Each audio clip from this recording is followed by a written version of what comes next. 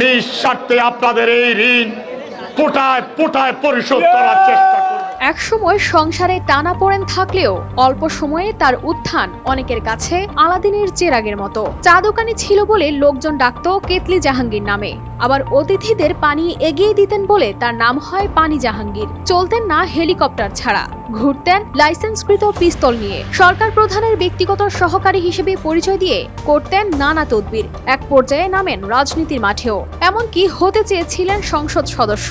সেজন্য খরচ করেছেন বিপুল অর্থ। রাজধানীতে তার রয়েছে একাধিক প্লট ফ্ল্যাট। ধানমন্ডিতে আছে স্ত্রীর নামে ২৫০০ বর্গফুটের ফ্ল্যাট। তবে পুরো বংশেরও এত টাকা হবে না বলে দাবি পানি জাহাঙ্গীরের। আমার বাসায় কাজ করে গেছে পিয়ন, সে এখন ৪০০ কোটি টাকার মালিক। হেলিকপ্টার ছাড়া চলে না। হ্যাঁ, বাস্তব কথা। ছিলেন মিরপুরের চা দোকানি। রাজনৈতিক সভা সমাবেশে পল্টন এলাকাতেও চা পানির দোকান নিয়ে বসতেন বলে শোনা যায় রাজনীতিবিদদের মুখে। চা বিক্রি করতেন বলে লোকজন ডাকতো কেতলি জাহাঙ্গীর নামে। গ্রামের বাড়ি নোয়াখালীর চাটখিলেও তাকে এই নামেই চেনেন গ্রামবাসী। স্থানীয় বাসিন্দারা জানান ২০০৪ সালের ২১ আগস্টের গ্রেনেড হামলার ঘটনা মোড় ঘুরিয়ে দেয় জাহাঙ্গীর আলমের। এর আগ পর্যন্ত জাহাঙ্গীর নিজেকে আওয়ামী লীগের কর্মী হিসেবে পরিচয় দিতেন।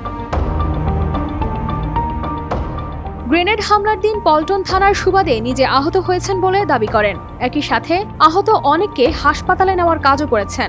এমন ছবি তিনি নিজেই সামাজিক যোগাযোগ মাধ্যমে পোস্ট করেন। এরপর থেকেই আওয়ামী লীগের সাথে সক্রিয়ভাবে যুক্ত হন। যাতায়াত বাড়ে পল্টন আওয়ামী লীগ অফিসে। যখন আমি জানছি তাকে বাদ দিয়ে তার কার্ডটা সব সিজ করে সব আমার ব্যবস্থা আমি নিয়েছি। প্রধানমন্ত্রী শেখ হাসিনা বিরোধী দলীয় নেত্রী থাকাকালে সুধাসনে কাজ করতেন জাহাঙ্গীর। সেখানে আগত অতিথিদের পানি এগিয়ে দিতেন তিনি। ফলে তার নাম হয় পানি জাহাঙ্গীর। পরবর্তীতে প্রধানমন্ত্রীর ব্যক্তিগত কর্মচারী হিসেবে কাজ করেন তিনি, কিন্তু বাইরে পরিচয় দিতেন সরকার প্রধানের ব্যক্তিগত সহকারী হিসেবে। আর এমন পরিচয়ে নানা তদবির, টেন্ডারবাজি, নিয়োগ বাণিজ্য সহ নানা অপকর্ম করে কামিয়েছেন কোটি কোটি টাকা।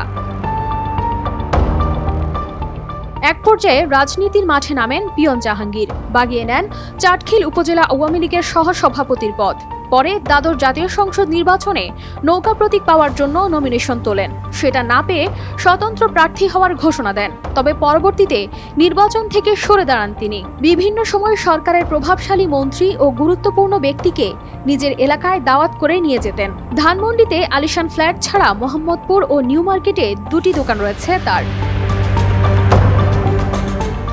নির্বাচনী হলফনামা অনুযায়ী জাহাঙ্গীরের নামে ২.৫ কোটি টাকা এবং তার স্ত্রীর নামে ব্যাংকে ১.১ কোটি টাকা রয়েছে।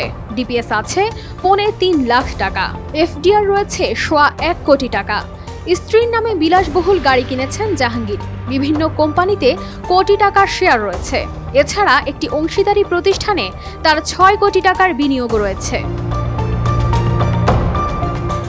এদিকে দুর্নীতির খবর চাউর হওয়ার পর বিবিসি বাংলাকে ৪০০ কোটির অর্থ সম্পদের কথা অস্বীকার করে জাহাঙ্গীর আলম বলেছেন, এত সম্পদ তার পুরো বংশেরও নেই।